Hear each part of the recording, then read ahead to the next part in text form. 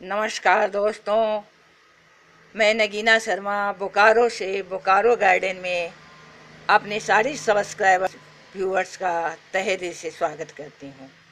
दोस्तों, ये आपके सामने जो प्लांट है, इसे मैं नर्सरी से लेकर आई हूँ। इसे मुझे रिपोर्ट करनी है और आपके साथ शेयर करते हुए कुछ बातें भी करनी है। इसका क्या केयर करनी है, इसको कैसे धूप चाहिए, कैसी सॉइल चाहिए, इस पर भी हम लोग चर्चा करते रहेंगे। तो दोस्तों, सबसे पहले इसको पोनी टेल कहते हैं। मुझे ऐसी समझ लग रही है कि हमारी बच्चियां जो पोनी टेल बनाती हैं, उसी के ऊपर इसका नाम पोनी टेल पाम आ गया होगा। दूसरा, इसका नाम आपको एलिफेंट फुट भी सुनने में आएगा। इसके जो ये ट्रंक होते हैं, ये एलिफेंट हाथी के पैर के जैसे काफ़ी मोटे और फूलते जाते हैं, इसलिए इसको लगता है एलिफेंट फुट भी कहते हैं। दोस्तों, इसको नोलिना पाम भी कहते हैं। ढेर सारे इसके नाम है। बोटल पाम भी कहते हैं, बोतल के जैसे इसकी बनावट होती चली जाती है, इसलिए बोटल पाम भी कहते हैं। लेकिन सच्चाई ये है कि ये पाम ना तो ये पाम है आपका नट ट्री है, ये सकुलेंट है।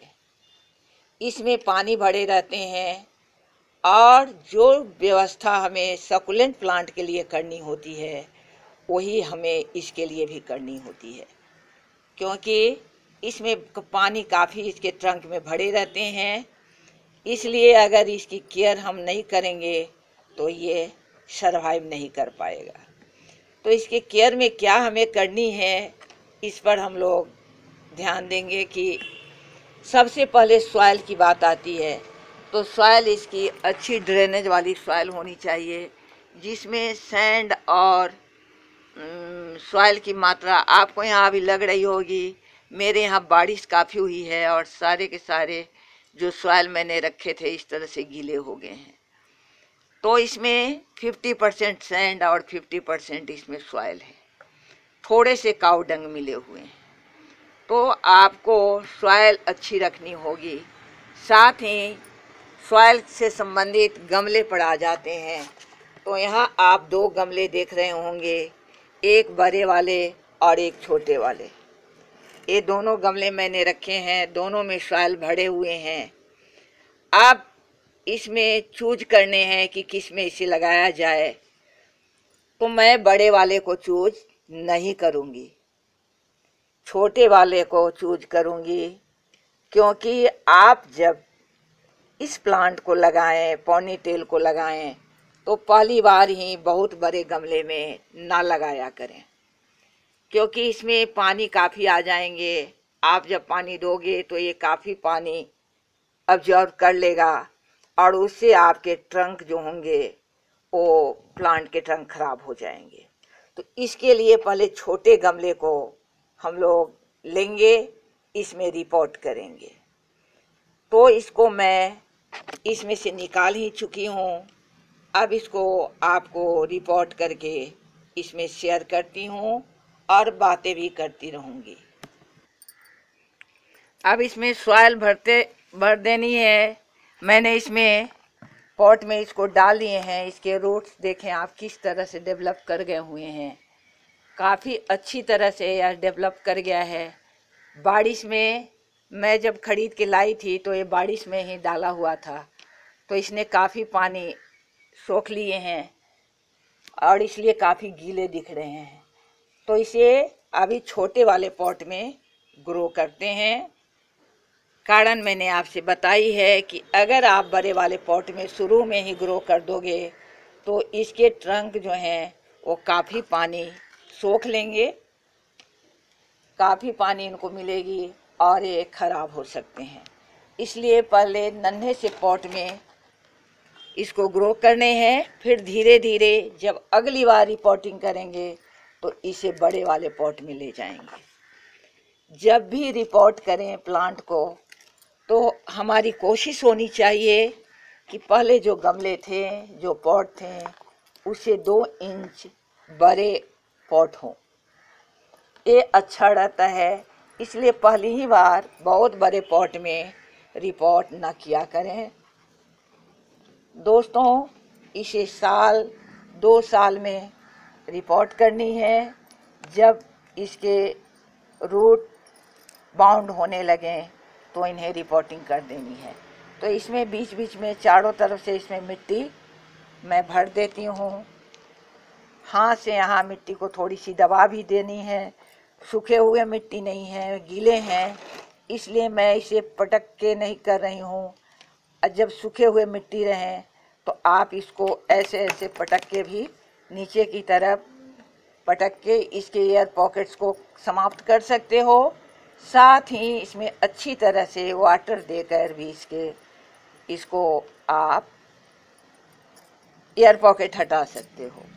अब इसके रूट की चिंता हम लोगों को हो गई कि इसके रूट जो हैं, जो ट्रंक है कहो, रूट मैं कह रही हूँ, वो अंदर नहीं जाने चाहिए।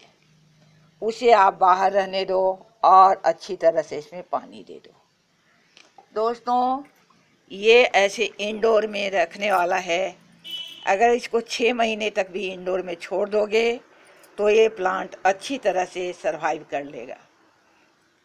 अगर इसे आप बाहर में रखते हो, सूरज में रखते हो, तो भी ये सरवाइव कर लेगा। हाँ, बहुत ज़्यादा धूप में, एकदम डायरेक्ट सनलाइट में इसको रखने से इसके पत्ते सूख जा सकते हैं। इसलिए आप इसको इंडोर में रखें या छाए वाली धूप में जहाँ आती हो वहाँ रखें। अब इसमें पानी की चर्चा तो हम लोगों ने कर ली है कि पानी बहुत कम देनी है। आपको सॉइल चेक करने के बाद पानी देनी है। पानी ही इसके लिए बहुत समाप्त करने के लिए काफ़ी होता है। अब इसके फर्टिलाइज़र पड़ाओगे तो ये काफ़ी हार्डी प्लांट है। इसे बहुत ज़्यादा फर्टिलाइज़र की आवश्यकता नहीं है। फिर भी साल में 2 बार आप इसको 10-10-10 वाली फर्टिलाइज़र डाल दे सकते हो। अब इसकी चर्चा हम लोग इस बात पर कर लेते हैं कि इसे लगाया कैसे जाए, कैसे लगेगा। तो लगाने की बात जब होती है तो इसमें मैंने आपने देखा है कि नर्सरी से लाई है। आप भी इसके प्लांट को नर्सरी से ले लो। एक ग्रो सीड से करता है, लेकिन सीड से ग्रो करने में जब प्लांट काफ़ी पुराने हो जाते हैं तब उसमें सीड्स बनेंगे। इसलिए इंतज़ार ना किया जाए और इतने खूबसूरत प्लांट को नर्सरी से ला करके ही आप अपने घर में लगा ले। इंडोर में रखें, आउटडोर में रखें, कोई मसला नहीं है। इसे जहाँ भी रखोगे हार्डी प्लांट है, सरवाइव कर लेगा। कहते तो ये हैं इसके बारे में कि पोनी टेल पाम को आप लगाओ और लगाकर भूल जाओ, फिर भी ये जिंदा रह जाता है। लेकिन स्पाइडर, मिली बग जैसे कुछ तंग करने वाले भी इसके दुश्मन हैं। तो आप इसको सोपी वाटर से बीच बीच में इसके पत्ते को धो दिया करें। आपके पत्ते अगर पीले हो रहे हैं तो आपको ये इस बात को समझ जानी है कि या तो आपने वाटर ज़्यादा डाल दिए हैं या फिर फर्टिलाइज़र इसको आपने ज़्यादा डाल दिए हैं। दोनों ही स्थिति इसके लिए अच्छी नहीं है। दोस्तों, मैं आपसे बातें कर रही हूँ, इसी में मेरे ध्यान चले गए इसके ऊपर, इसके वाटर पर। आप देख रहे होंगे कि ये अभी तक वाटर इसका नीचे नहीं गया है। कारण वही है कि इसकी मिट्टी पहले से गीली थी और इसके बाद मैंने वाटर दे दी है, तो ये जल्दी पानी नीचे नहीं जा रहे हैं। हालांकि ड्रेनेज होल से पानी नीचे आ रहे हैं, लेकिन ज़्यादा अभी तक पानी इसमें अड़े हुए हैं।